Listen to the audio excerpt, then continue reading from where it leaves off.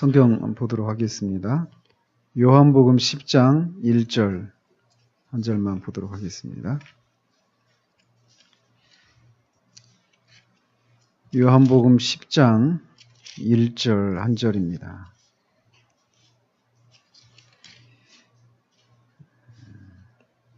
같이 읽겠습니다. 시작. 내가 진실로 진실로 너희에게 이르노니 문을 통하여 양의 우리에 들어가지 아니하고 다른 데로 넘어가는 자는 절도며 강도요.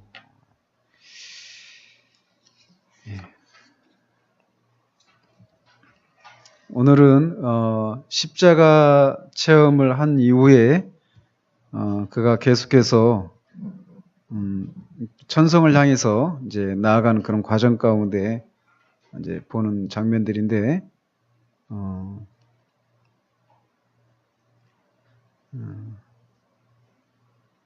오늘 그 구원의 은혜에 미치지 못하는 사람들이라고 하는 그런 제목으로 말씀을 보도록 하겠습니다. 오늘은 두 그룹의 사람들을 이렇게 만나는 건데 한번 첫 번째 그룹의 사람들을 한번 보도록 하죠. 나는 꿈속에서 크리스천이 한 언덕에 이르는 것을 보았습니다. 크리스천은 길에서 약간 벗어난 곳에서 발목에 쇠구랑을 찬 채 잠을 자는 세 사람을 바라보고 있었습니다. 그들의 이름은 미련쟁이, 게으름뱅이, 거드름쟁이였습니다.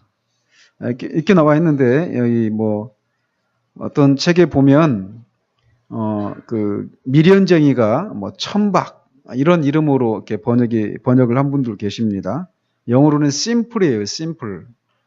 영어가 더 이렇게 의미가 다가오지 않습니까? simple.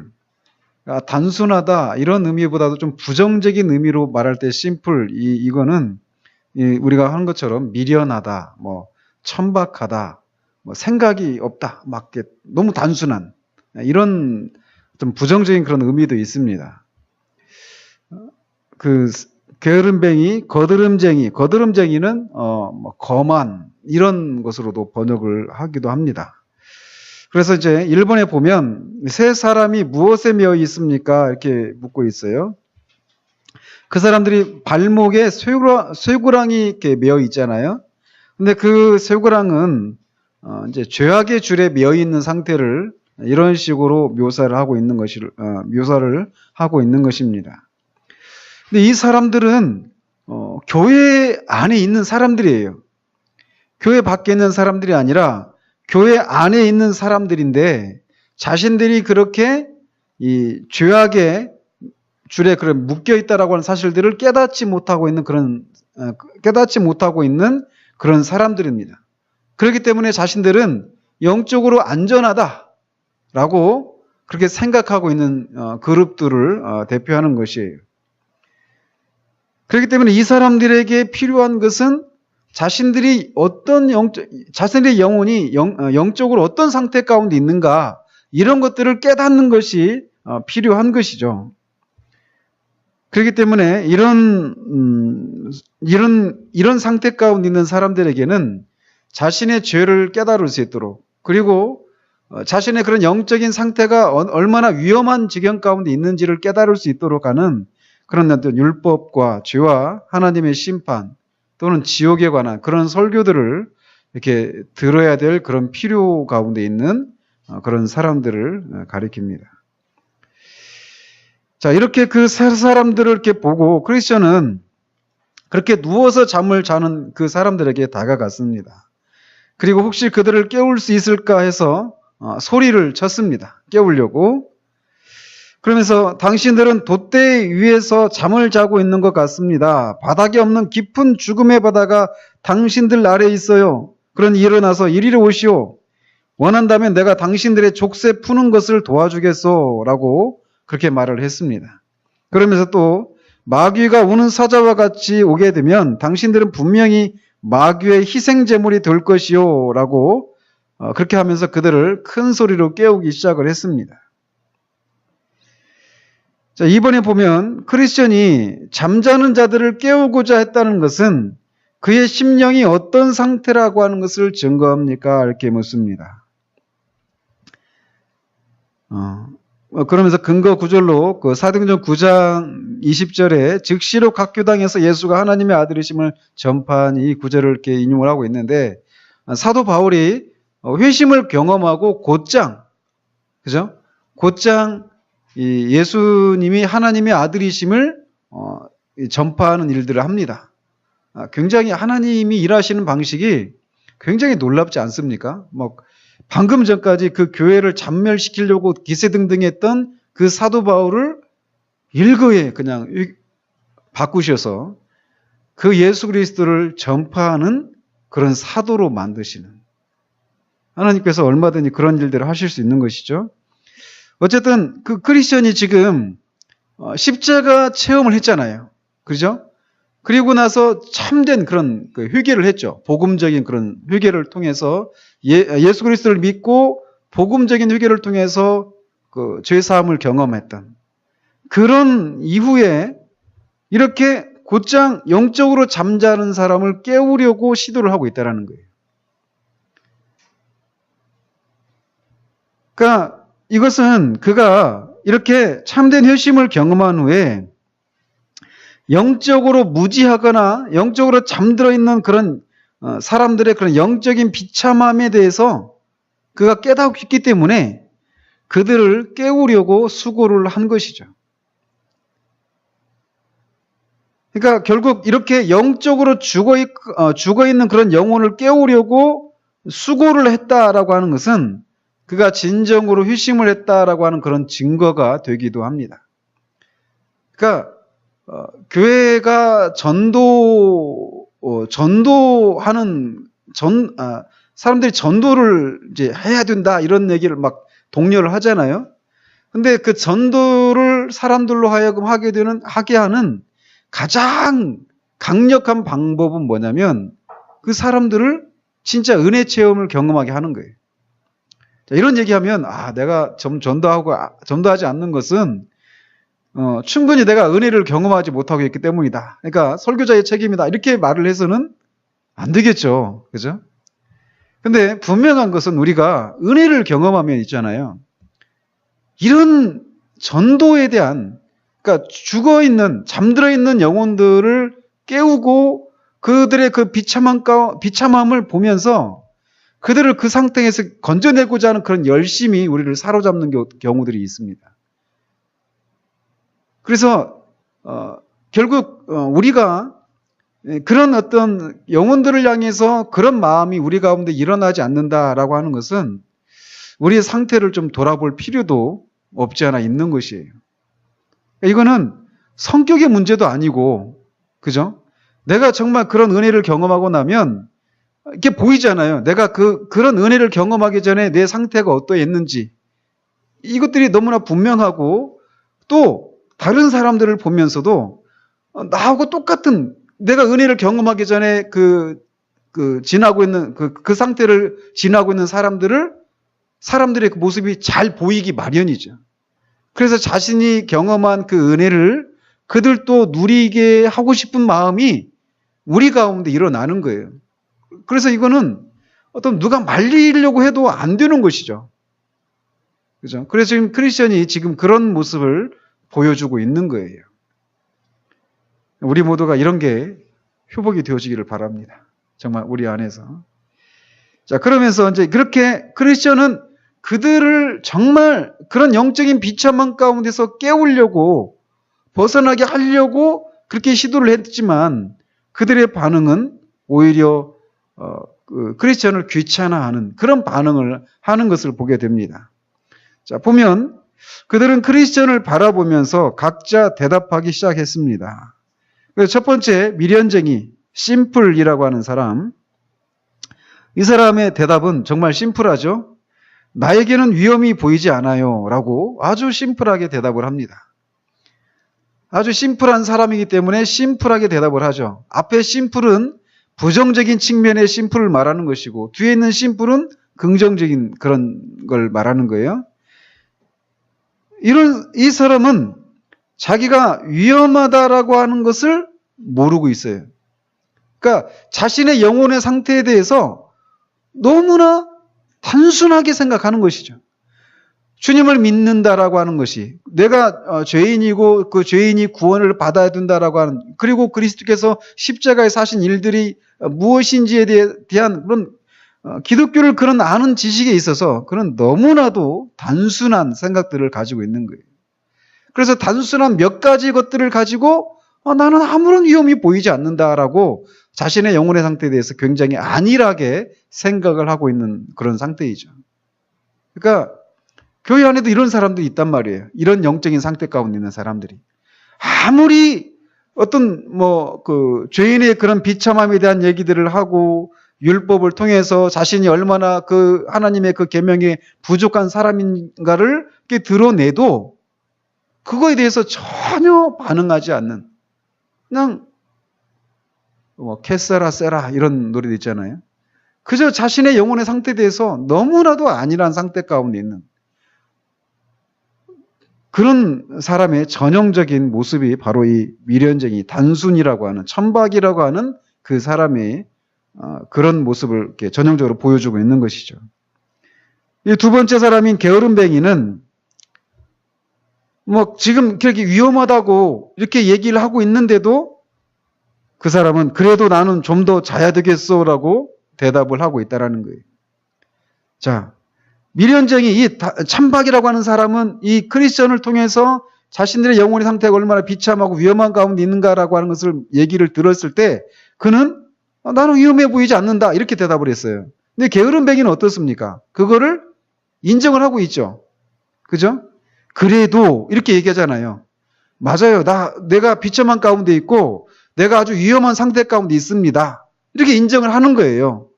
그런데도 그래도 나는 좀 더 자야 되겠어. 내가 분명히 비참한 가운데 있고 아주 그 위험한 상태 가운데 있다는 것을 나도 인정을 합니다. 그런데 나는 이 상태로 그냥 계속 가겠습니다. 이 상태로 살도록 내버려 달라라는 것이에요. 왜? 지금의 이 삶이 그냥 좋고 편하니까. 변화를 꾀한다라고 하는 것은 우리에게 어떤 희생을, 어떤 대가를 치르는 것을 얘기하는 거잖아요. 근데 그걸 하고 싶지 않다라는 것입니다. 그래서 자신으로 하여금 그런 자신의 영혼의 상태에 대해서 깨닫도록 하는 이 크리스천의 그 목소리가 귀찮은 것이죠. 자기의 그런 단잠을 깨우는 것에 불과한 그런 소음처럼 들리는 것이죠. 또 세 번째 사람은 그렇습니다. 거드름쟁이, 거만이라고 이렇게 얘기하는데, 모든 것은 제각기 자기 자리가 있는 것이요. 내가 당신에게 무슨 대답을 해야 하겠소? 라고 그렇게 말을 했다고 그래요. 근데 이제 이게 다른 번역에 보면 좀 더 이렇게 다른 번역이 더 번역을 잘 하고 있는 것 같아요. 다른 번역에 보면 이렇게 하고 있습니다. 사람들은 다 제각각 사는 거요. 공연히 남의 일에 참견 말고 자기 일이나 잘 알아서 하시오. 이렇게 대답을 했다는 거예요. 이 번역이 더 잘 번역이 된 것 같아요. 그죠? 이 거만한 사람은, 자, 보십시오. 사람의 그 반응하는 모습이 다르잖아요. 그죠? 단수는 인정을 못 합니다. 못 보니까. 이 게으름뱅이는 인정을 하지만 거기서 벗어나오지를 못해요. 거만은 튀겨내죠. 그죠? 반발하는 겁니다. 그러면서 사람들은 다 제각각 사는 거라고. 그러니까 공연이 그러니까 내 마음대로, 우리 마음대로 살게 내버려 두라는 것입니다. 그냥 공연히 남의 일에 참견 말고 당신 일이나 잘 알아서 하시오라고 얘기를 하는 거예요. 그러니까 이런 모습, 이런 그룹의 사람들이 교회 안에 있다라는 거예요. 교회 안에. 그리고 나서 그들은 다시 누워서 잠을 자기 시작했고 할 수 없이 크리스천은 가던 길을 계속해서 갔습니다. 3번에 보면 종교적으로 무관심한 세 종류의 사람들이 게으른 원인은 무엇입니까? 자, 반응은 다 다르죠. 살펴본 것처럼 약간의 차이가 있지만 공통적인 것은 게으르다라는 거예요. 자신의 영혼의 상태를 개선하려고 하는 이런 노력이 있어서는 게으르다라고 하는 공통점을 가지고 있습니다. 그러니까 반발을 하든 아니면 그것을 인정을 하든 또는 그것을 아예 그런 것들이 도대체 무슨 얘기인지를 모르든 공통적으로는 자신의 영혼의 그 비참한 상태를 개선하려고 하는 그런 노력을 하지 않는, 게으르다고 하는 면에서는 공통적인 그런 측면을 보이는데, 왜 그들이 그렇게 게으른가? 그들의 허물과 죄로 죽어 있기 때문에 그렇죠. 그죠? 그러니까 다른 이유가 없습니다.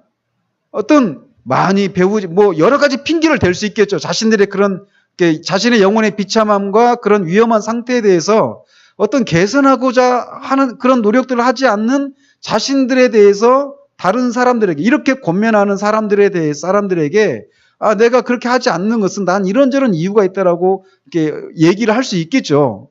난 바빠서 그렇습니다. 너무 요즘 바빠서 그렇다. 너무 아파서 그렇다. 또는, 나는 이렇게 복잡한 것들을 생각하고 싶지 않아. 성형적으로. 그런 기질을 가지고 있기 때문에 그렇다. 나는 많이 배우지 못해서 그렇다. 여러 가지로 자신의 기질과 환경과 여러 가지 어떤 핑계를 댈 수 있겠지만, 그거는 외적인 그런 이유에 불과하고, 근본적으로는 그들의 허물과 죄로 죽어 있기 때문에 그렇다라는 거예요. 그리고 그들이 마귀의 권세 아래 있어서 영적으로 어두운 상태 가운데 있기 때문에 그렇다라는 것입니다. 우리는 이런 상태 가운데 있는 사람들을 비난하거나 정죄하거나 판단해서는 안 돼요. 왜? 그들을 불쌍히 여기는 마음이 있어야 되겠죠. 왜? 저는 이런 상태 가운데 있었잖아요. 그죠? 그러니까 저도 이렇게 회심하고 나서 이렇게 돌아보면 그 전에 저한테 복음을 전했던 사람들이 한두 명이 아니었지 않았겠어요? 주일학교에서도 어려서부터 교회를 다녔으니까 주일학교 교사들, 선생님들 저 잡으려고 날마다 예배 끝나면 기다리고 있었단 말이에요. 도망가니까. 그거를 피해가지고 날마다 도망다니고 늘 그렇게 속을 썩였단 말이죠. 근데 그런 분들에 대한 죄송함들도 막 밀려오더라고요. 의심하고 나니까. 그러니까 우리가 오늘 이렇게 은혜를 경험하기 전까지는 분명히 누군가가 우리에게 그 은혜를 이미 미리 경험한 사람들이 그런 우리들의 상태를 이제 보면서 그렇게 계속 권면하고 이런저런 어떤 도움을 주고자, 물론 어떤 성숙하지 못하고 충분히 준비되지 못하고 이런 면도 있겠지만 그래도 어쨌건 그들의 그 손길을 통해서 우리에게 복음을 듣게 하고 우리 영혼의 그런 비참함으로부터 벗어나게 하려고 하나님께서 보내신 사람들이 분명히 있었을 거란 말이에요. 그런데 우리도 그들을 그렇게 처음부터 그들에게 마음을 확 열고 정말 제가 어떤 상태인지 말씀해 주십시오. 제가 듣겠습니다. 이렇게 하지 않았단 말이죠. 그죠? 그러니까 지금도 마찬가지예요. 교회 안에 이런 사람들이 분명히 있어요. 단순하고 여기서 말하는 것처럼 미련쟁이, 게으름뱅이, 거만한 이런 상태를 보이는 사람들이 교회 안에 있단 말이죠. 근데 그들이 그러니까 죄의 허물로 죽었으니까 라고 그냥 얘기해버리고 끝나버리면 안 되는 거예요. 그러니까 우리들의 말을 안 듣지 이게 끝나면 안 된다는 것이죠. 근데 하나님이 하나님의 사람들을 통해서 끝까지 포기하지 않으시고 결국 우리가 그 복음에 승복하게 하셨던 것처럼 우리에게도 이런 노력들이 필요한 것이죠. 그러겠죠? 자, 아무튼 이들이 죄와 허물로 죽어 있고 또 마귀의 권세 아래 있기 때문에 그들의 영적인 그런 어두움을 보지 못하는 것이죠. 그래서 결국 그들은 마귀의 희생제물이 되게 될 거예요.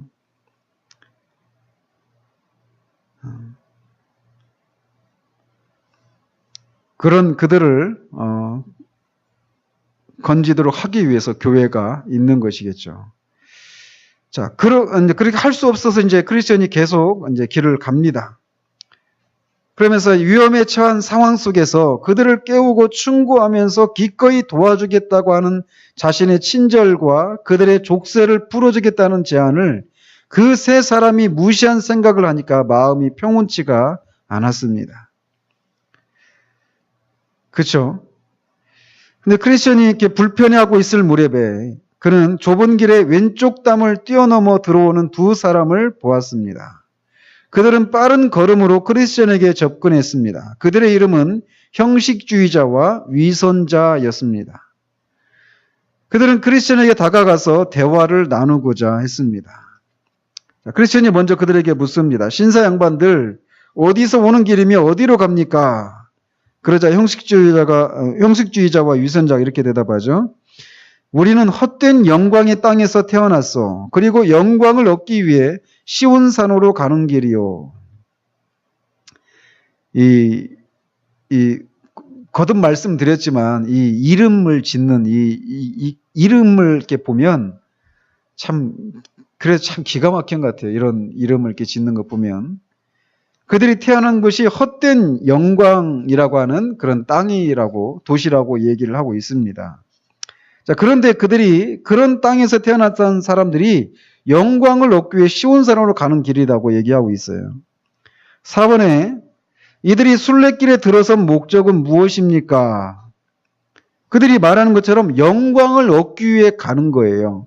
근데 영광을 얻기 위해서 가는데 그들이 추구하는 영광은 그들이 태어났던 그 땅의 그 도시의 이름처럼 헛된 영광을 얻으려고 순례길에 들어선 것이죠. 그러니까 헛된 영광이다라고 말하면 뭐 여러 가지가 있겠죠. 어떤 세상에서 어떤 이득을 어떤 이 기독교를 통해서 이 종교적인 어떤 행위들을 통해서 세상에서 어떤 이득을 얻으려고 한다든지 아니면 사람들로부터 자신을 이제 인정받고자 하는 그런 것일 수도 있습니다. 세상적인 이득과 인간의 영광을 얻기 위해서 이들이 순례의 길로 들어선 것이죠. 지금 계속 말씀드리지만 이 사람들은 교회 밖에 있는 사람들을 가리키는 게 아닙니다. 교회 안에 있는 사람들이에요. 교회 안에.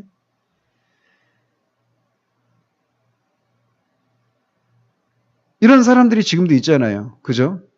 그때 우리 설립 예배 드릴 때 제 모교회 원로 목사님 오셔서 그런 얘기 하셨잖아요. 그 목사님께서 개척을 했는데 원래 제 고향 김제인데 그 김제 이제 그 면에서 사셨어요. 그분이 고향이 공덕면이라고 하는 데서 이렇게 고향이 거기신데 저 이제 김제 신강교회는 그 시내 중앙에 있습니다. 김제 시내에. 근데 거기에 개척을 했는데 그 면에 살던 아는 사람이 시내로 왔는데 자기 교회로 올 줄 알았는데 개척교회 상태에서 자기 교회로 올 줄 알았는데 안 오고 그 김제에서 이제 더 큰 교회가 있거든요. 그 교회로 갔다라는 것이죠. 그러면서 가는 이유가 거기 사람들 많이 모이니까 장사하는 데 좀 도움이 될까 해서 갔다 이런 얘기 했잖아요. 옛날만 그랬겠습니까? 지금도 그렇습니다. 지금도 있잖아요. 교회 안에 교회를 이렇게 교회 안에 그 인간적인 그 끈끈한 그런 게 있어요. 그러니까 전혀 성경적이지 않은 것이죠, 다. 그러니까 어떤 그 교회 안에 들어오는 목적이 어떤 자신의 영혼의 구원, 1차적으로는 그렇잖아요. 그죠? 이 문제로 교회 안에 들어오지 않고 다른 목적을 가지고 교회 안에 들어오는 사람들이 지금도 많이 있습니다. 지금도. 근데 이런 것이 점점 줄어들어 가니까 한국 교회가 점점 마이너스 성장을 하고 있다. 이렇게 얘기하는 거예요. 사람들이 교회로 많이 들어왔던 때가 있었습니다. 한국 교회 안에서. 한국 교회 그 교회사 가운데 한 60년대에서 90년대 그 초중반 이때까지 말이죠. 근데 그때까지만 해도 교회가 계속 한국 교회가 전체적으로 막 양적으로 그 성장하고 있었던 때인데 그때 들어왔던 사람들이 다 잘못된 동기로 들어왔느냐 이렇게 말할 수는 없어요. 그런데 지금 그때 들어왔던 사람들이 교회 안에 없는 걸 보면 돌아가신 분들이야 돌아가셨다고 하지만 왔다가 다시 나간 거를 보면 참으로 많은 상당한 숫자가 헛된 어떤 영광을 꾀하기 위해서 교회 안에 들어온 사람들이 많이 있었다라고 하는 것을 보게 돼요. 제가 누차 몇 번 말씀드렸잖아요. 제가 어렸을 때도 저희 어머니 따라서 구역 모임에 참석하고 막 그랬어요. 그 초등학교 때도 막 산 넘어서 가는데도 막 거기도 따라가고 하면서 굉장히 어른들한테 칭찬을 많이 받았습니다. 신앙은 없는데 아무튼 그렇게 막 열심을 냈었어요. 그런데 그때 구역 모임을 하면은 막 거의 30명 가까이 모였어요. 우리 동네에서만 해도. 근데 그분들이 제가 이제 그 장성에서 이렇게 보니까 그때 교회 거의 동네에 계시던 어르신들이 다 교회로 다녔단 말이죠. 교회를 다녔는데 지금은 2가정밖에 안 남았어요. 돌아가신 분도 있는데 돌아가시기 전에 다 교회를 이미 다 떠났었어요. 돌아가시기 전에. 그러니까 막 교회로 사람들이 막 몰려드니까 뭔가 거기 안에 있지 않을까 하면서 막 뭔가 있지 않을까라고 하면서 교회 안에 들어오는 사람들이 많았었다라는 거예요. 지금도 없지 않습니다. 지금도 여전히 그런 이유로 근본 어떤 본질적인 그런 이유로 교회 안에 들어오지 않는 사람들이 있어요. 좋습니다. 그렇게 들어왔더라도 들어와서 정말 말씀을 듣고 교회라고 하는 것이 이런 게 아니구나. 기독교라고 하는 것이 내가 생각했던 것이 아니구나. 예수를 믿는다라고 하는 것이 이런 것이 아니구나. 교회 생활하는 것이 이런 게 아니구나. 이렇게 깨닫고 그 잘못된 동기들을, 잘못된 목적들을 버리고 이제 돌아오면 되는 것이죠. 그죠? 그리고 교회에 할 일은 그런 잘못된 동기를 가지고 있는 사람들을 이 사상 검증을 통해 가지고 다 잘못된 동기를 가지고 온 사람들은 교회를 떠나시오. 이렇게 해서는 안 되는 거예요. 교회라고 하는 것이. 교회는 주님이 오실 때까지 알곡과 가라지가 섞여 있는 것입니다. 그래서 이 가라지를 뽑아내려고 하다가 알곡까지 다치게 된단 말이에요. 주님 오실 때까지는 우리가 이 교회 안에는 이렇게 잘못된 동기를 가지고 온 사람들, 영적으로 이렇게 무관심한 사람들, 이런 다양한 사람들이 있습니다. 마지막 날에 주님이 그걸 다 이제 알곡과 가라지를 가르시겠죠. 그 일이 있기 전까지는 우리는 잘못된 동기를 가지고 온 사람들이라 할지라도 그것들을 보면서 당신이 그렇게 은혜를 경험하지 못하는 것은 그렇게 잘못된 동기를 가지고 와서 그래. 또는 당신이 그렇게 그런 것은 아까 위에서 살펴본 것처럼 그렇게 죄와 허물로 죽어 있고 뭐 그래서 그래 하면서 그냥 그들을 그런 은혜 받지 못하는 이유를 그들의 어떤 상태에서만 찾는 데서 그쳐버려서는 안 된다는 거예요. 물론 그것 때문에 그렇습니다. 그러나 거기에서 그치면 안 된다는 것이죠. 어쨌건 이 사람들은 헛된 영광을 꾀하기 위해서 순례의 길로 들어선 사람들입니다. 자, 그러면서 이제 크리스천이 묻죠. 왜 이 길의 입구에 있는 좁은 문으로 들어오지 않았소? 문으로 들어오지 않고 다른 길로 넘어오는 자는 도둑이요 강도라고 기록된 것을 모르시오? 이렇게 물었습니다. 5번에 좁은 문을 통과하지 않고 이곳에 들어왔다는 것은 무엇을 의미합니까? 결국 그들이 이렇게 회개하지 않고 순례의 길로 들어선 것을 말하는 것입니다. 그러니까 예수 그리스도를 믿고 자신의 죄를 회개하고 이 길로 들어서야 되는데 그 과정이 생략된 것이죠. 없는 것이죠. 그러니까 이들은 자신의 죄에 대한 깨달음도 없는 거죠. 자신의 죄에 대한 깨달음도 없고 죄의 용서와 그리스도의 필요성에 대해서도 모르고 있습니다. 따라서 이들이 순례의 길에 들어선 그 목적 자체가 불법이 되는 것이 됩니다. 자, 근데 지금 말씀을 이렇게 하면서 보니까 이 대답이 지금 이제 그 김홍전 박사님의 그 책을 제가 중심으로 얘기를 하는 거거든요. 이때 김홍전 박사님이 아니라 김홍만 박사님이라고.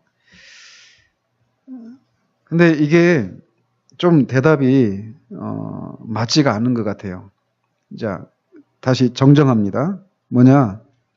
그들이 좁은 문을 통과하지 않았다. 이 얘기는 물론 그들이 어떤 그 참된 회개라고 하는 것은 지난주에도 말씀드렸잖아요. 참된 회개는 어디로부터 나오는 것이라고 그랬죠? 예수 그리스도를 믿음으로, 그죠? 예수 그리스도를 믿음으로 참된 회개가 나오는 거예요. 참된 회개는. 그러니까 이 사람들이 이제 뒤에서 이제 왜 이런 말씀을 드리느냐면 이 8번 문제에 있는 것처럼 이 사람들은 형식주의자와 위선자들, 이 사람들은 그 로마 카톨릭, 이 사람들을 이렇게 공격하기 위한, 그러니까 그들을 반박하기 위한 인물들로 설정한 사람들입니다. 이 형식주의자와 위선자들이라고 하는 것이.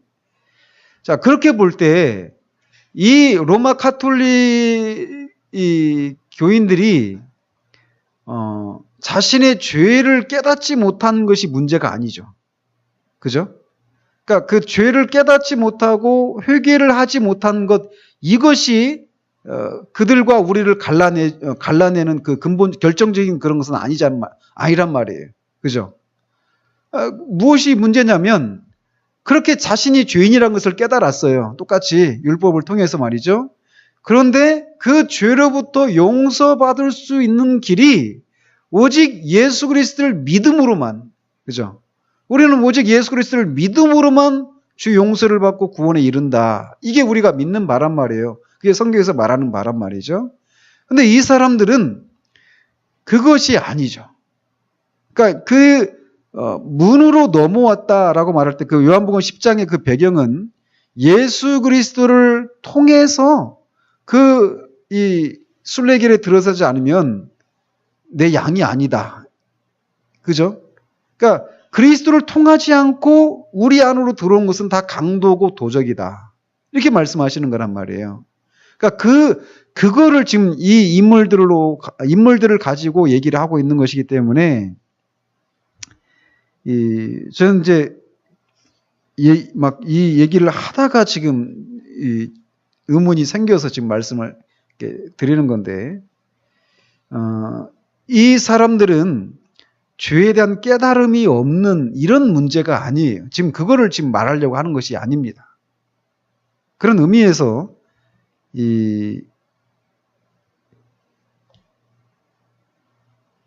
여기서 지금 김건범 박사님이 제시하는 그 답은 제가 보기에 적절한 답이 아닌 것 같아요. 그분은 이렇게 말을 하고 있어요. 이들은 회개하지 않고 휩쓸레의 길로 들어섰다. 이들은 죄에 대한 깨달음도 없으며 죄의 용서와 그리스도의 필요성에 대해서도 모른다. 따라서 이들이 순례의 길에 들어선 그 목적 자체가 불법이 되는 것이다. 이렇게 대답을 했는데 제가 보기에 이 대답이 적절한 답이 아니다라는 것이에요. 자, 그 얘기를 이제 8번까지 이제 이어서 얘기하면서 첨가하도록 하겠습니다. 자, 그렇게 다른 길로 넘어온 자는 도둑이요 강도라고 기록된 것을 모르시오 이렇게 물으니까 우리 고장 사람들은 이 길로 들어오려고 좁은 문으로 가는 것은 너무 멀다고 여긴다오. 그래서 그들은 지름길을 만들었고 담을 넘어 들어오고 있어. 우리도 그들처럼 담을 넘어 들어온 것이요. 이렇게 말을 합니다. 6번에 지름길로 들어왔다라고 하는 것은 편법을 의미합니다. 이것의 위험성은 무엇입니까? 결국 구원의 길로 하나님이 내신 유일한 그 길이 있는데 그 길이 아닌 다른 길을 택했다라고 하는 것은 결국 그들의 결국 멸망으로 이어지게 되어 있다라고 하는 것을 말해주는 것이겠죠. 그죠? 그러니까 오직 예수 그리스도를 믿음으로만 구원에 이룰 수 있는데 이들은 그것을 그런 하나님이 내신 법을 따르지 아니하고 그 마을 사람들이 낸 관습이라고 하는 것인데 그거를 가지고 그 순례길에 들어왔다라는 것이에요. 그러니까 결국 잘못된 그런 방법으로 들어왔기 때문에 결국은 그들이 멸망을 할 수밖에 없는 그런 위험성을 가지고 있는 것이죠. 그래서 물론 그렇게 하면서도 그들은 하나님의 영광을 위해서라고 이렇게 말을 할 수 있지만 결국 마지막 날에 불법을 행하는 자들아 내게서 떠나가라라고 말씀하시는 그 주님의 판단을 받을 수밖에 없는 그런 위험성을 가지고 있다라고 말할 수 있습니다. 자, 그러자 크리스천이 말을 합니다. 그러나 주의 도성에 불법 침입한 것으로 간주되지 않겠소? 따라서 계시된 주의 뜻을 어긴 것이 되지 않을까요? 이렇게 얘기를 합니다. 그러니까 7번에 지름길을 택한 그들의 죄는 무엇입니까?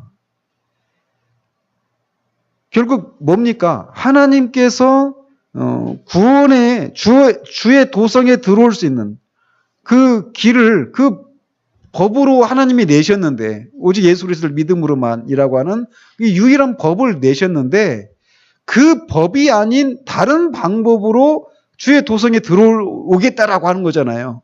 그죠?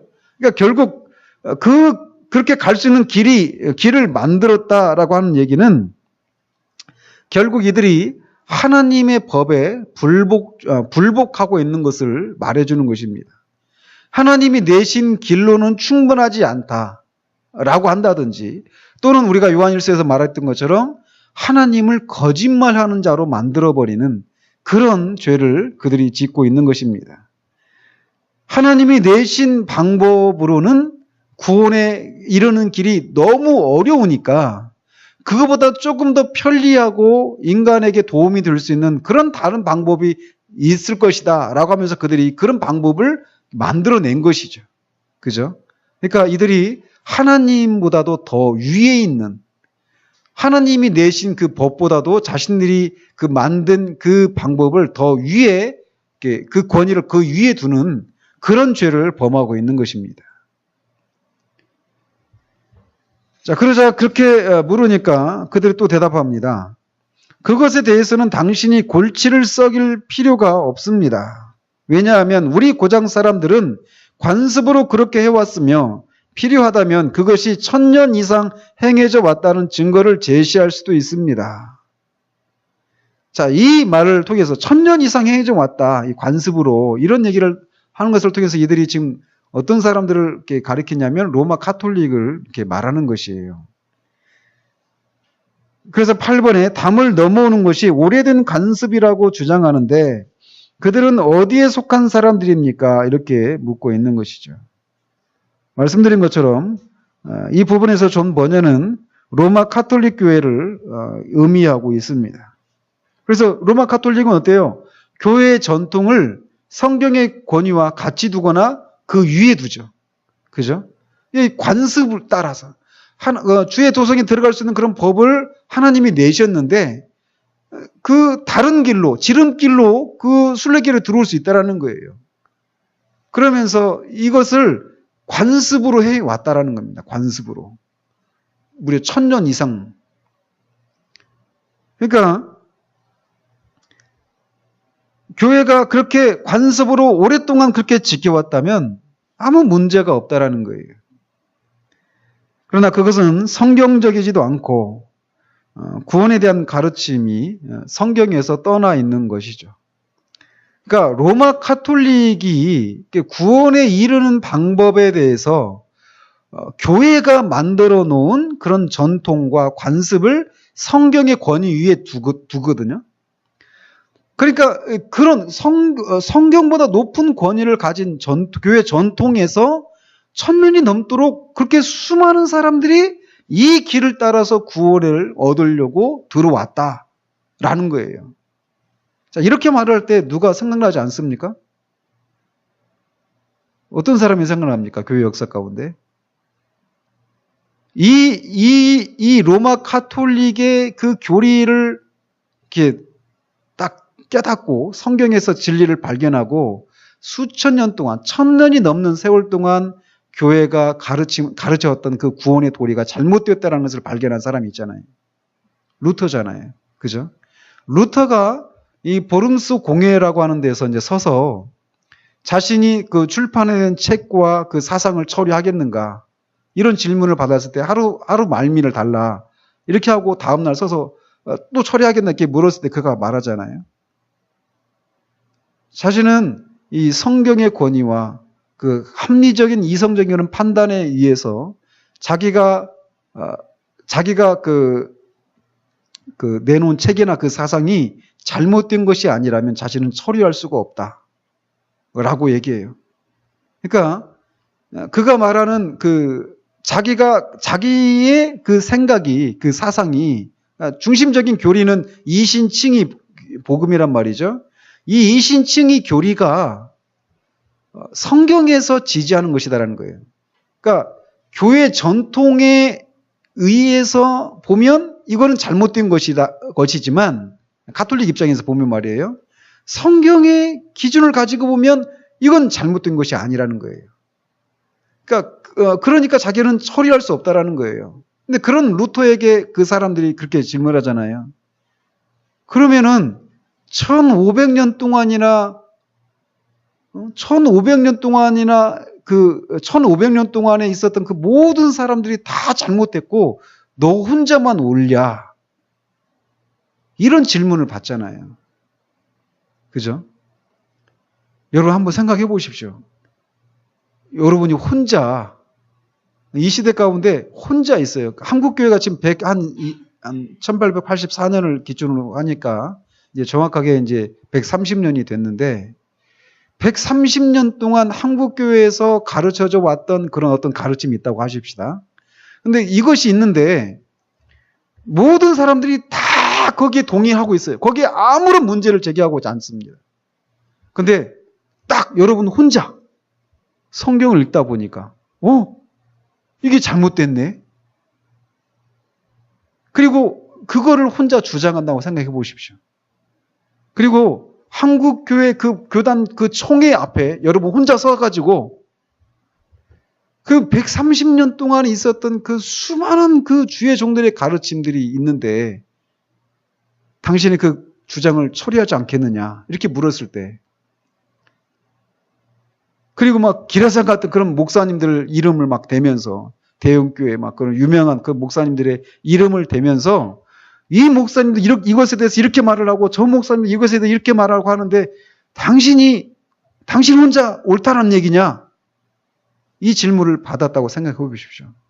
이건 130년이 아니라 루터는 1000년이 넘는 세월 동안 그 수많은 사람들이 옳다고 믿어왔던 그 교리를 너 혼자 옳다고 생각하느냐? 그들은 다 잘못됐고 너 혼자만 옳다는 얘기냐? 그 마음의 그 압박을 좀 생각해 보십시오. 지금 루터 얘기가 아무튼 여기서 나올 얘기는 아니지만 이 로마 카톨릭에서 말하는 이 관습 있잖아요. 이게 옆에 내가 지금까지 해왔고 우리 부모도 그렇고 우리 옆에 있는 가족들도 그렇고 다른 교회도 그렇고 다 그렇게 하고 있어요. 그런데 그런 속에서 성경의 가르침에 의해서 보니까 아닌 거라. 그럴 때도 성경의 그 권위, 하나님의 말씀인 성경의 권위에 의해서 우리의 어떤 영적인 체험과 어떤 그 가르침들, 교훈들 이런 것들이 잘못됐다라고 말하면 예, 잘못됐습니다라고 말할 수 있는 그런 우리들이 되어야 한다는 거예요. 지금 이 사람들은 이 로마 카톨릭, 이 형식주의자와 위선자, 이 사람은 지금 그 로마 카톨릭의 그 사람들을 대변하는 사람들로 등장하고 있는 것입니다.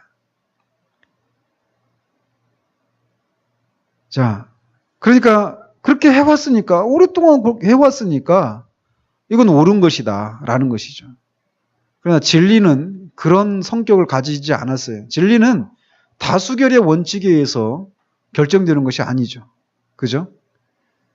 그것이 옳다라고 말하는 사람이 많으면 거짓이 진리가 되는 것이 아니죠. 그죠? 진리를 주장하는 사람이 단 한 명이라 하더라도 그게 진리면 진리인 거예요. 근데 진리가 진리이냐 아니냐는 성경에서 기준을 삼는 것이죠. 그자 크리스천이 그러나 당신들의 행동이 법정에서도 관습으로 인정될 수 있을까요? 그러자 1000년을 넘게 지켜온 관습이니 공평하신 재판장께서 합법적인 것으로 인정하시리라고 생각합니다. 뿐만 아니라 일단 우리가 이 길로 들어선 이상 무엇이 문제가 됩니까? 어디까지나 우리는 이 길에 들어선 것입니다. 우리가 알기에 당신은 문을 통과해 이 길에 있으며 우리도 담을 넘어서 이 길에 있는 것입니다. 당신의 상황이 우리보다 나은 점이 있습니까? 먼저 9번 문제를 풀면서 또 얘기를 하도록 하죠. 자, 이 생각. 지금 이 사람들의 대답은 이래요. 1000년 동안이나 그렇게 지켜왔으니까, 공평하신 재판장, 그러니까 결국 하나님이시겠죠? 하나님도 결국은 우리를 옳다고 인정하실 것이다. 그러니까 하나님의 공의에 대해서 그들이 지금 도전을 하고 있는 것이죠. 이런 말 속에. 그죠? 그러면서 뿐만 아니라 이 길로 들어선 이상 무엇이 문제됩니까? 그러니까 담을 넘어왔든 좁은 문을 통과해서 왔든 내가 어쨌든 당신이 가고 있는 그 순례의 길에 나도 들어와서 가고 있는데 뭐가 문제냐는 거예요. 뭘 통해서 왔든지. 그죠? 지금 이런 대답인 것입니다. 그래서 당신이나 나나 지금 당신은 좁은 문 통해서 왔고 우리는 지름길 통해서 관습을 따라 지름길 통해서 왔는데 결국은 여기서 한 지점에서 만나지 않았는가. 그러니 당신이나 나나 피차 일반 아닙니까? 이렇게 얘기하고 있는 거예요.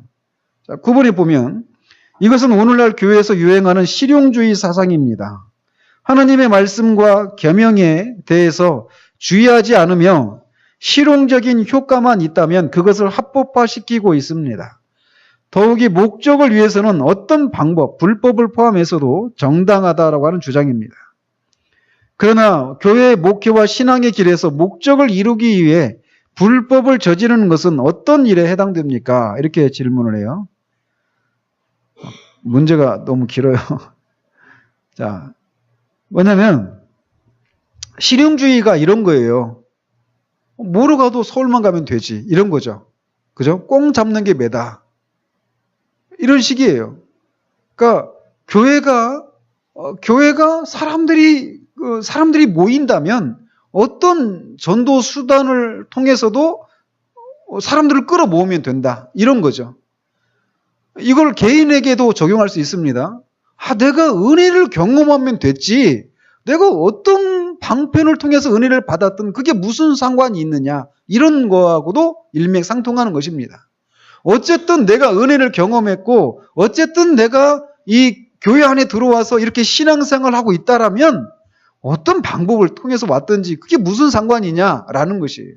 그러니까 이렇게 왜 하나님이 내신 그 방법을 쫓아서 좁은 문으로 들어오지 않고 지름길로 들어왔느냐 이런 질문에 대해서 왈가부하지 말라라는 것입니다. 이런 생각이 오늘날 교회 안에 지배적입니다. 그죠? 그러니까 말은 개혁주의, 청교도주의 이렇게 얘기하지만 실제로 교회 안에서 행해지고 있는 것을 보면 아무런 그런 색깔이 전혀 드러나지 않습니다. 지금은 신학교도 그래요. 그렇게 개혁주의 청교도를 걸어놓고는 신학교도 제가 그런 신학교 나왔잖아요. 가보면 이런 얘기를 거기에 있는 교수님들이나 그런 교단 관계자들이 들으시면 저를 어떻게 할지도 모르겠지만 제가 보는 견지에서는 잡탕입니다. 신학이. 오순절이나 다 섞여 있어요. 은사주의나 이런 것들이 다 섞여 있습니다. 짬뽕입니다. 옛날에는 그래도 어떤 장로교나 오순절 어떤 교단만의 어떤 그런 차이들이 있었는데 지금은 그런 차이들을 발견하기가 쉽지가 않아요. 그래서 어떤 교단에 있는 어떤 교회가 사람들을 많이 끌어모았으면 그 끌어모은 어떤 방법을 사용해서 교회 성장을 위해서 그런 물불 가르지 않고 사용하려고 하는 이런 시도들 교회 차원에서 보면 목회 차원에서도 그런 일들을 하죠. 뿐만 아니라 개인적으로도 마찬가지예요. 개인적으로도. 내가 은혜로운 그런 감정을 누리고 있고 내가 그런 것을 통해서 삶이 굉장히 삶의 어떤 윤활유가 처진 것처럼 모든 것 속에서 내가 만족하고 아주 모든 것들 속에서 감사하게 생활이 잘 되어져 가고 있어요. 삶이 잘 펼쳐져 가고 있습니다. 남편도 그렇고 자녀들도 그렇고 모든 일들이 다 잘 돼가요. 순조롭게. 근데 자기가 은혜를 받았다라는 것이죠. 근데 그 은혜를 받은 것이 성경에서 지지를 해주느냐 아니냐 이걸 가지고 따져봐야 되거든요. 내가 느끼는 은혜를 받았다라고 하는 그 은혜를 느끼고 있다는 그 은혜로운 감정이라고 하는 것의 정체가 성경에서 인정하는 것인가 아닌가를 살펴봐야 하는 거예요. 그 내가 누리고 있는 그런 효과, 이런 것이 아니라 그것이 성경에서 지지하는 것인가 아닌가를 검증을 해봐야 된단 말이죠. 근데 오늘날은 이런 노력들을 잘 하지를 않아요. 그냥 진짜 내가 은혜를 받았다라고 말하면 그걸로 만사 오케이예요. 아주 옛날에 언제 한번 제가 말씀을 드렸던 것 같기도 한데, 그 제놀이라고 하는 파스가 처음 나왔을 때예요. 제놀 파스 아시죠? 그 붙이는 파스. 다 바르는 파스만 있다. 붙이는 파스가 처음 나왔을 때 저는 이제 가슴팍이 좀 결리고 그래가지고 제놀 파스를 샀는데 2개 들어있더라고요. 가지고 제 하나 붙이고 그 옆집에 아줌마는 손목이 아파가지고 손목에 붙였어요. 붙였는데 뭐가 또 남아있어요. 또 2개가. 딱 살면서 딱 보니까 제가 이 알맹이는 안 붙이고 껍질만 붙인 거예요. 그리고 또 아주머니한테도 껍질만 준 겁니다. 그 제놀 파스 처음 나왔을 때. 그래서 저는 이제 다시 해가지고 다시 붙였죠. 근데 아주머니가 딱 붙이고 왔어요. 팔목에다가, 손목에다가. 좀 어땠어요? 그랬더니, 좀 좋아졌어. 그러더라고요. 근데 알맹이는 안 붙이고 껍데기만 붙였는데, 껍질만 붙였는데 좋아졌다라는 거예요. 근데 그게 좋아진 게 진짜 좋아진 걸까요? 아니죠. 우리 웃잖아요. 근데 신앙의 세계에서도 그런 일들이 있단 말이에요. 나 은혜를 받았어. 그리고 그 결과 내 삶이 모든 게 다 잘 풀리고 그래. 누군가를 보면서 저 사람은 정말 은혜를 누리고 있는 것 같아. 삶을 보니까 그래. 근데 그게 진짜 그 알맹이를 붙인 것 같이 진짜 성경에서 지지하고 있는 거냐는 거예요. 그 사람이 은혜를 받았다고 하는 것이 진짜 성경에서 말하는 것인가라는 거예요. 근데 이런 것을 말하면 이 산통 깨는 것으로 들리는 거죠. 지금 이게 한국교회 안에서 큰 문제입니다. 이게 아주 큰 문제예요. 교회적으로도 그렇고 개인의 그리스도인 개인의 문제에서도 그래요. 그러니까 이 교회 안에 앞에 있었던 단순, 그죠? 생각하지 않는, 또는 이 게으름뱅이, 또는 거만, 이런 사람들로 대변되는 이런 영적인 특징이 이런 식으로 나타나는 거예요. 나 그렇게 고민하게 하지 마. 내 방식대로 나는 신앙생활을 할게요. 나는 이 정도로도 충분히 만족하고, 나는 내가 구원받았다고 생각하고, 나는 지금 충분히 하나님과의 관계가 잘 이루어지고 있고, 나는 충분히 은혜를 누리고 있다고 생각을 해. 과연 그런가라는 거예요. 그거를 검증을 해야 되는데 그런 것이 없어요. 그런 검증 작업이 없다라는 거예요. 자, 계속해서 보면 크리스천이 이렇게 대답을 합니다. 나는 하나님의 법을 따라 행하고 있지만 당신들은 자신들의 망상으로 무례히 행하고 있습니다. 그렇죠. 이게 무례한 것입니다. 그죠? 그러니까 그래서 그 리차드 백스터라고 하는 청교도 목사가 그런 얘기를 했다고 그래요. 무지는 거의 악이다. 무지한 것은 악이라는 거예요. 왜? 자신들의 망상으로 지금 하고 있는 겁니다. 하나님이 대신 내신 그 법을 따라서 신앙의 도를 행해야 되는데 내 방식대로 또는 다른 많은 사람들이 오랫동안 해온 방식대로 이렇게 하는 이 행동은, 그리고 그렇게 한 결과 내가 이런저런 유익을 얻고 있으니까 이거는 옳은 것이다 라고 하는 이 생각은 아주 무례한 것이 된다는 것이죠. 하나님이 내신 법을 무시하는 거잖아요. 그죠? 그러면서 당신들은 이 길의 주인에게 이미 도둑들로 간주되었습니다. 따라서 나는 당신들이 이 길의 목적지에서 진실한 사람들로 인정받는 것에 대해 의심합니다. 당신들은 하나님의 지시 없이 스스로 이 길로 들어왔습니다. 그리고 하나님의 자비 없이 스스로 이 길에서 떠날 것입니다.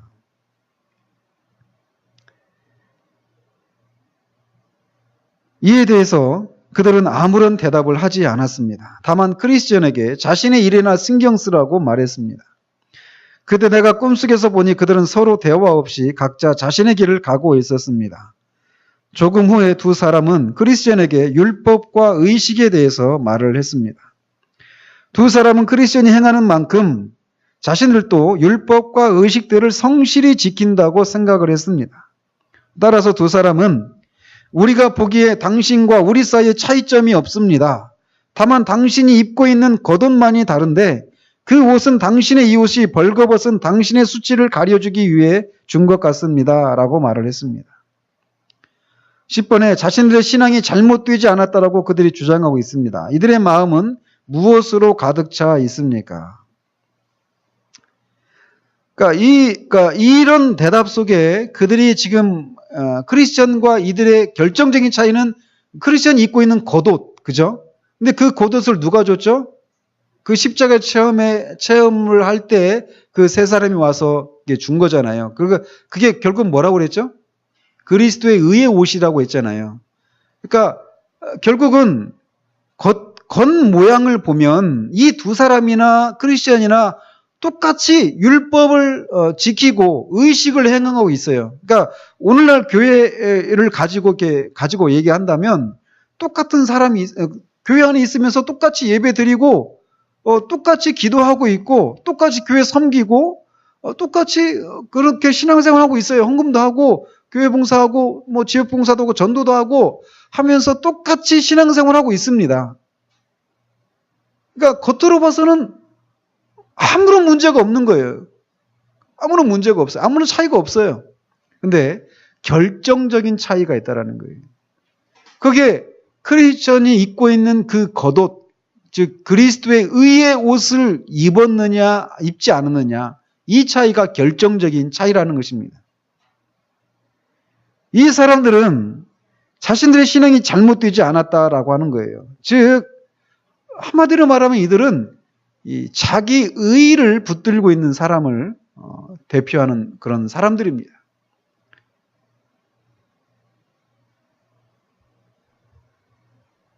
자신들이 이런 종교적인 행위들을 하고 있으니까 예배 드리고 있고 아까 말씀드린 그런 여러 가지 기독교적인 그런 행위들을 하고 있단 말이에요. 율법을 그 하나님의 계명을 따라서 산다고 하면서 살고 있단 말이죠. 그런데 하나님의 관점에서 그들은 보고 있지를 못하는 것이죠. 그죠? 하나님의 관점에서 보면 우리가 계속해서 복음이 무엇인가를 이렇게 2주 동안 이렇게 살폈는데 거기서 말하는 것처럼 하나님은 우리를 이미 정죄하셨습니다. 우리 인격 자체를, 존재 자체를. 그러니까 이미 정죄받은 존재가 행하는 그 모든 행위들도 다 정죄받은 것에 불과합니다. 그죠? 그러니까 예수님이 십자가에서 죽으실 때 우리가 같이 다 죽었다라고 말을 하는 거예요. 우리 그리스도 이 밖에 있었던 우리의 모든 것을 다 부정하는 것입니다. 십자가를 통해서. 그죠? 그리고 죽었다가 다시 살아나는 거예요. 즉, 구원받기 전이나 구원받은 이후나 우리는 어떤 우리의 기질이나 이런 게 변화가 있습니까?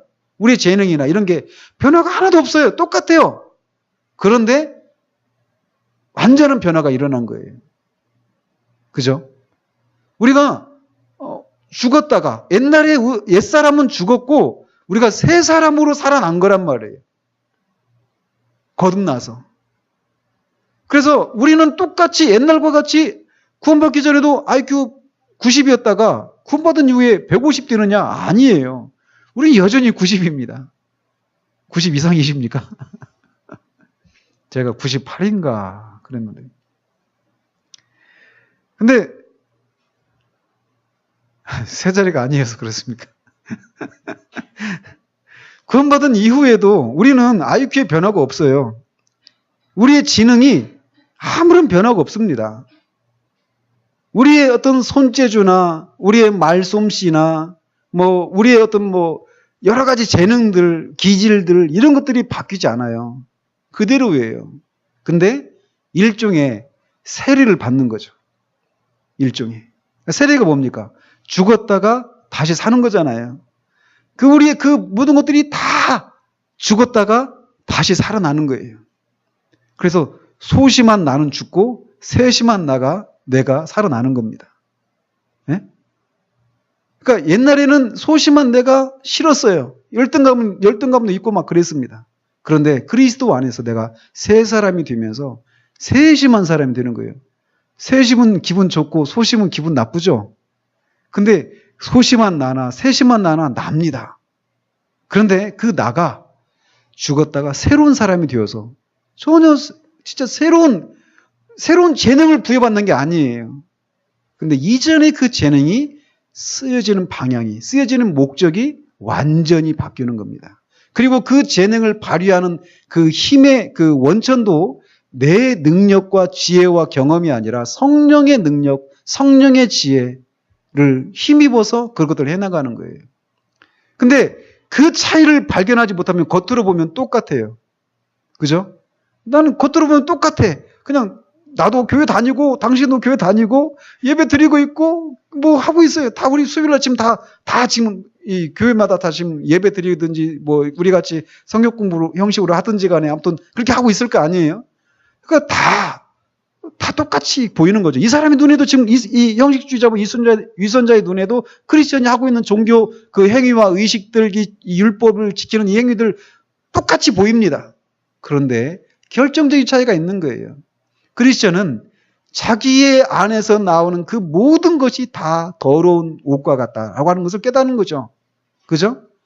그래서 그리스도의 의의 옷으로 입고 행하는 거예요. 그러니까 이거는 근데 이들은 그거를 지금 못 보고 있는 거예요. 그 차이를. 그래서 자기 의에 지금 가득 차 있는 것입니다.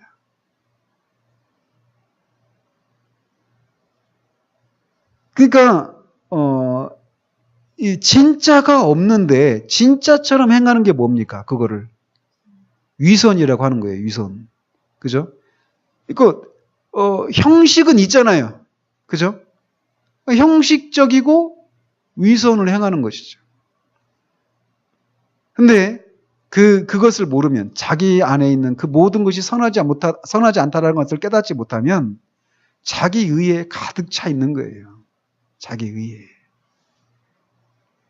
그래서 이 사람들의 마음에는 탐욕과 방탕과 불법이 가득 찬 그런 상태 가운데 있는 것입니다. 자, 크리스천이 또 대답을 합니다. 좁은 문으로 들어오지 않는 당신들은 율법과 의식들로 구원받을 수 없습니다. 11번에 보면 종교적인 형식을 갖추고 있으면 구원을 받는다고 생각하는 것 무엇에 해당합니까?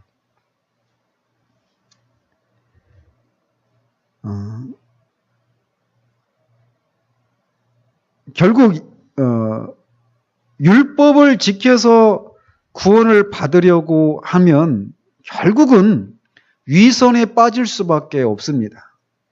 왜냐하면 진짜 우리가 율법을 지켜서 구원받으려고 하면 우리가 그것이 불가능하다라고 하는 것을 깨달을 수밖에 없습니다.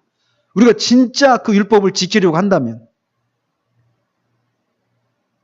우리 그 주일학교에서 지지난주에 아이들한테 이제 한 주 동안만 친구들끼리나 또 이제 그 남매 그 형제들끼리 싸우지 말아라. 서로 사랑하고 그렇게 지내라. 이게 하나님의 법이니까. 그렇게 지내라고 했어요. 우리 애들 그날만 몇 번을 싸웠는지 모릅니다. 그날만 해도. 뭐 다른 집 애들은 안 그렇습니까? 다 똑같습니다. 우리가 율법을 진짜 지키려고 하면요. 우리 안에서 내가 정말 그것을 지킬 수 없는 그런 사람이라고 하는 것을 그냥 즉각적으로 압니다. 근데 이거를 그냥 율법을 지킨다라고 할 때 그것을 하나님의 기준으로 바라보지 않고 내 기준으로 생각하니까 내가 지켰다라고 생각하는 것이죠. 그러나 하나님의 기준으로 볼 때 우리는 율법을 지킬 수가 없구나라고 하는 것을 즉각적으로 깨닫게 됩니다. 우리가 진짜 정직한 사람들이란 말이에요.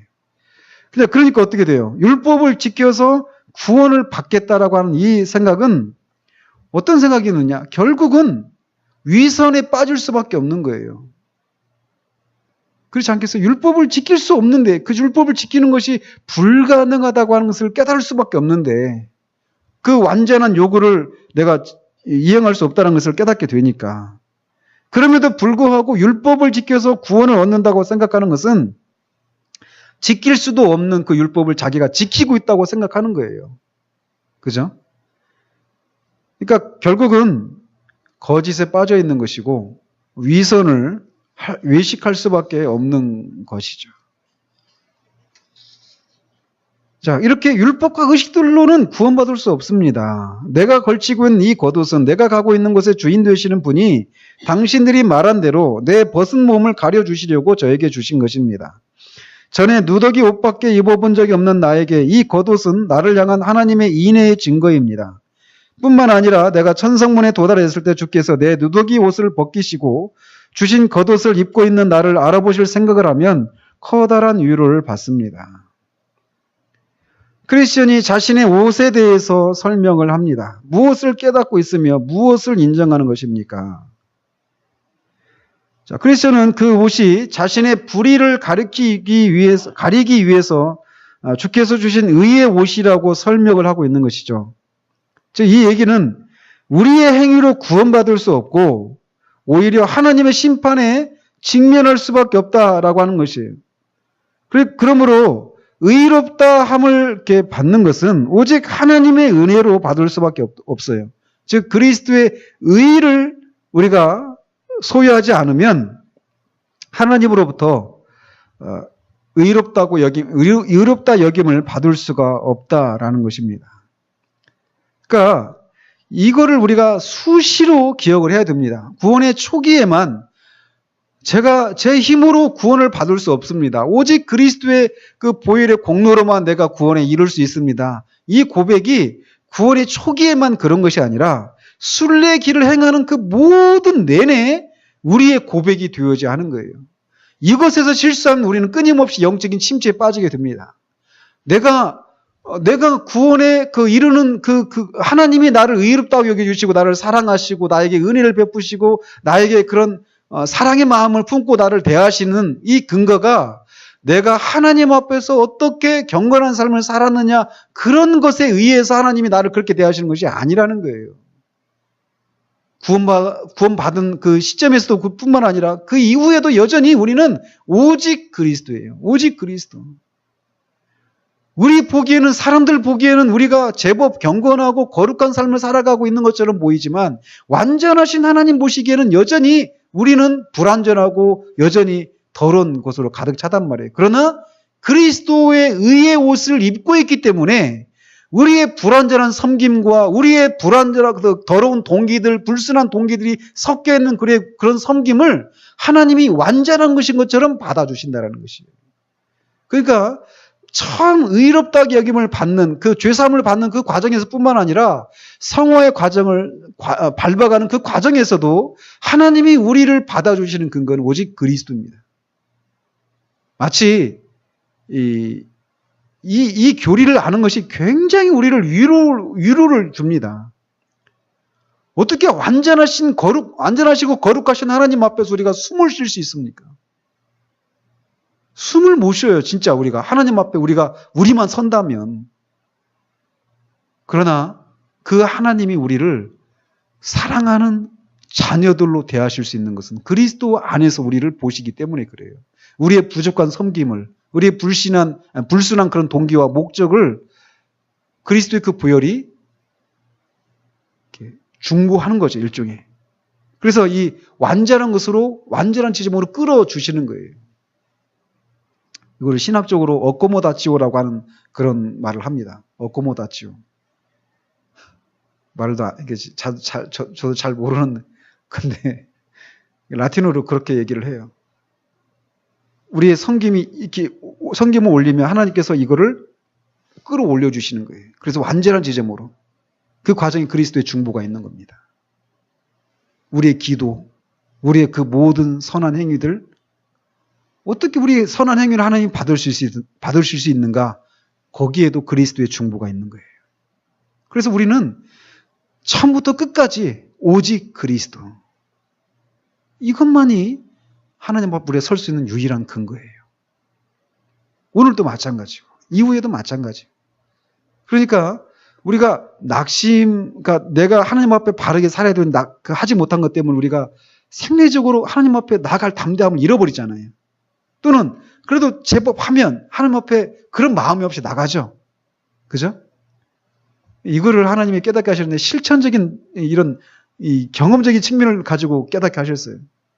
한 주 동안 정말 새벽기도 안 빠지고 저녁기도 안 빠지고 막 성경도 읽고 이 구역장이니까 이제 구역원들한테 전화도 하고 영적인 막 그런 것들 경고서도 읽고 막 이렇게 하고 예배의 은혜를 받으려고 사모하는 마음으로 예배에 딱 왔습니다.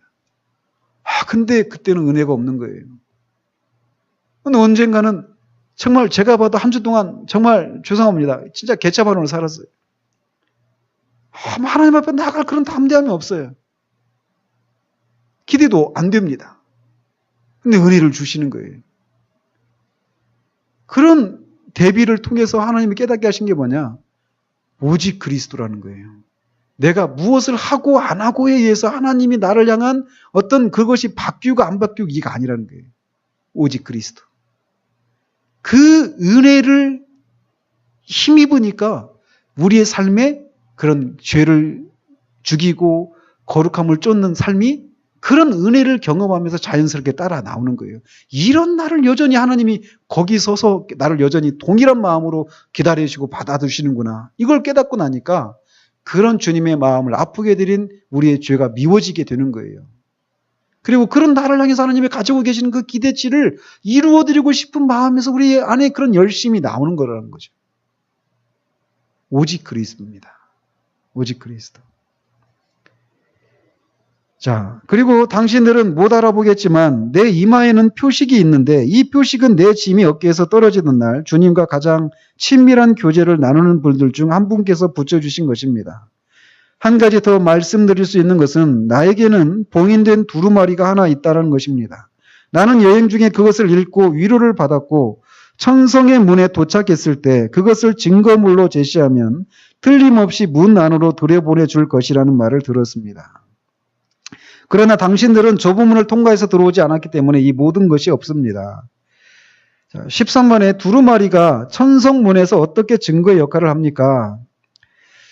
여러분, 지지난주에 이 두루마리를 뭐라고 얘기를 했죠? 이 근거 구절로 베드로 후서 1장 8절과 9절을 가지고 얘기하면서 이 어떤 우리의 그런 경건한 삶, 그죠? 이런 것이 우리가 예수 그리스도를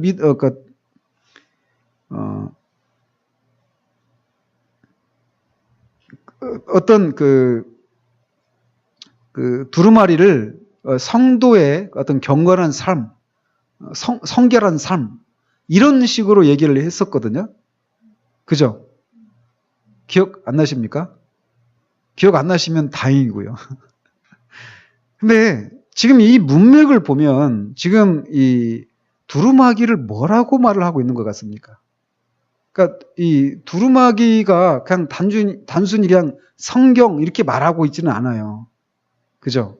특별히 이 은혜의 언약, 약속 이런 것들을 얘기한다라고 봐야 합니다. 그러니까 이 나중에 보면은 이 크리스천이 잠을 자다가 두루마기를 잃어버리고 막 그런 게 있거든요. 그죠? 이제 뒤에 나와요. 근데 그걸 보면, 그러니까 말씀에서 약속하고 있는 그런 약속들 있잖아요. 그죠? 그것들을 이렇게 말하는 것이다라고 우리가 보는 것이 적당하다고 이렇게 보여져요. 그래서 두루마리가 천성문에서 어떻게 증거의 역할을 합니까? 그러니까 천국에 들어갈 수 있는데 만약에 성결한 삶이라고 한다면 성결한 삶을 살아야죠. 그러나 그것 자체가 천국에 들어갈 수 있는 결정적인 어떤 근거는 아니잖아요. 그죠?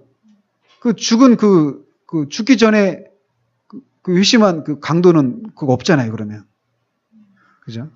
그렇다면 그거는 은혜의 언약 또는 그 성경에서 약속하고 있는 구원받은 자들에게 약속하시는 그리스도께서 주신 그 은혜에 대한 그 약속들 어떤 이런 것들이라고 이렇게 보는 것이 맞습니다. 그래서 천성을 지나는 동안에 우리가 낙심하고 막 의기소침해지고 이럴 때마다 의심이 밀려오고 막 이럴 때마다 그 약속의 말씀을 붙들고 소망을 품고 인내하면서 갈 수 있잖아요. 그죠? 이거를 이렇게 얘기를 하는 것이다라고 이게 말하는 것이 옳다고 보여집니다. 자, 그러나 당신들은 좁은 문을 통과해서 들어오지 않았기 때문에 이 모든 것이 없습니다. 그러니까 결국 형식주의자와 위선자에게 어떤 것이 없는가? 그러니까 예수 그리스도를 믿어서, 그죠?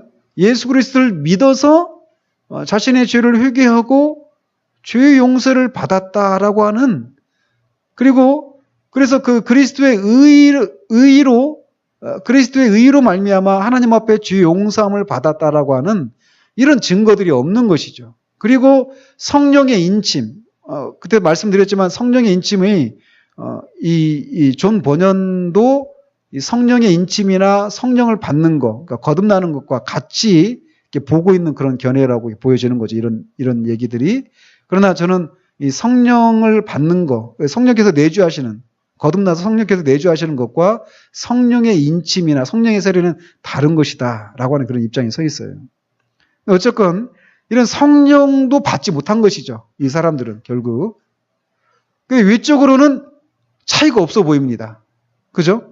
똑같이 교회를 다니면서 신앙생활을 하고 있어요. 똑같이. 그러나 그 안에는 이런 것들이 없는 것입니다. 자, 이 말을 듣고 두 사람은 아무 대답도 하지 않았습니다. 오직 서로 쳐다보며 웃을 뿐이었습니다. 그때 나는 그들 모두가 올라가는 것을 보았는데 크리스천은 앞서서 걸어갔으며 그들과 더는 대화를 나누지 않았고 때때로 한숨을 쉬기도 했고 스스로를 어디 있습니까? 3장에 있네요. 스스로를 위로하기도 했습니다. 또한 크리스천은 빛나는 이에게서 받은 두루마리를 자주 꺼내 읽으면서 기운을 얻었습니다. 그러니까 15번에 보면 크리스천의 말을 이 사람들이 비웃은 것이죠. 그죠? 그러니까 두 사람이 의미심장한 그런 미소를 띠고 이렇게 웃고 크리스천은 혼자 이제 외로운 거죠. 기독교인이 그리스도인이 이런 모습입니다. 늘. 그러니까 말씀을 따라서 성령의 인도를 받아서 하나님의 법대로 바른 신앙의 길을 걸어갈 때 이렇게 외로워요. 그러니까 늘 혼자 가는 건 아니죠. 뒤에 믿음, 정직, 소망 이런 사람들 만나니까 늘 하나님의 사람들을 만나고 그들과 교제를 하면서 힘을 얻고 하지만 세상 속에서는 이런 입장을 취할 때 늘 외로운 입장이 취할 수밖에 없는 거예요. 자, 그러면서 그 두 사람이 그 서로를 바라보면서 웃고 이렇게 비웃는 것이죠. 결국은 이 크리스천의 말에 그들이 아직 승복을 못하는 것이죠. 자신들이 옳다라고 하는 생각을 가지고 있는 거예요. 그렇죠?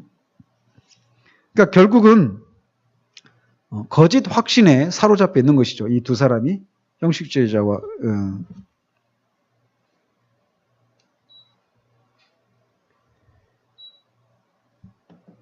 그러나 그런 판단 속에서 그가 이 크리스천이 그런 외로움이나 이런 것 때문에 의기소침하지 않고 이렇게 기운을 내서 갈 수 있는 것은 그가 이 두루마기를 꺼내서 두루마리기가 아니라 두루마리를 꺼내서 자꾸 그 약속의 말씀을 읽고 그것이 장차 자기에게 주어질 것을 이렇게 소망하면서 갔기 때문에 그런 것들을 이겨내며 갈 수 있었던 것이죠. 자, 이런 사람들을 우리는 교회 안에서 많이 만나게 될 거예요. 계속해서 말이에요. 가는 동안에. 우리 여기 있는 분들은 이제 그런 분들이 없으리라고 믿어지지만, 자, 그래서 이제 다음에는 또 그가 이제 이 두 사람들과 좀 더 동행을 하다가 이제 일어나는 일들이 있습니다. 그 내용들을 더 살피면서 이 주제를 더 마무리하도록 하겠습니다. 기도하겠습니다. 하나님 아버지, 오늘은 십자가 체험을 한 후에 크리스천이 즉각적으로 자신처럼 그 구원의 은혜를 경험하지 못한 교회 안에 있는 그런 사람들을 바라보며 안타까운 마음으로 그들의 영적인 비참함을 깨닫게 하고 그 영적인 위험으로부터 그들을 건져주고자 하는 그런 모습을 살펴보았습니다. 크리스천의 그런 열심이 우리 가운데 다시금 회복되어지기를 원합니다.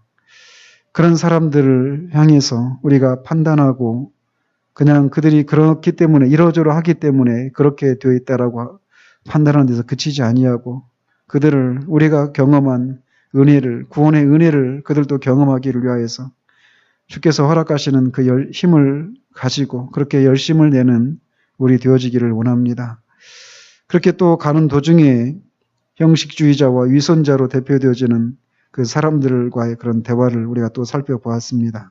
하나님 아버지, 오늘날도 교회 안에 정말 이렇게 참된 구원의 도를 받아들이지 아니하고 나름대로 교회 전통이나 또 다른 사람들이 하고 있기 때문에 또 오랜 세월 동안 해왔기 때문에 그것이 당연하게 옳은 것처럼 생각하며 걸어가는 사람들이 아버지 하나님 많이 있습니다. 그런 사람들을 바라보며 그런 다수를 바라보며 성경에서 제시해 주신 그 구원의 도를 따라서 살아가는 자신이 잘못된 것은 아닌가라고 하는 그런 의심도 들 때도 있습니다. 그러나 그때마다 우리가 크리스천처럼 약속의 말씀을 붙들고 그렇게 다수의 무리들로부터 동떨어져 나와 있는 데서 오는 고립감과 외로움들을 이겨내며 갈 수 있는 우리가 될 수 있도록 주님 도우시기를 원합니다. 우리가 구원의 도에 대해서 더 분명해지고 정말 우리가 구원을 받는 처음부터 또 마지막까지 정말 하나님 앞에 나아갈 수 있는 유일한 근거는 오직 우리 주 예수 그리스도의 의의 공로뿐임을 하나님 기억하며 정말 그렇게 그리스도를 의지하여 주님 앞에 나아가는 그래서 주님과 동행하는 그런 우리 모두 될 수 있도록 주님 도와주시기 원합니다. 예수 그리스도 이름으로 기도합니다. 아멘.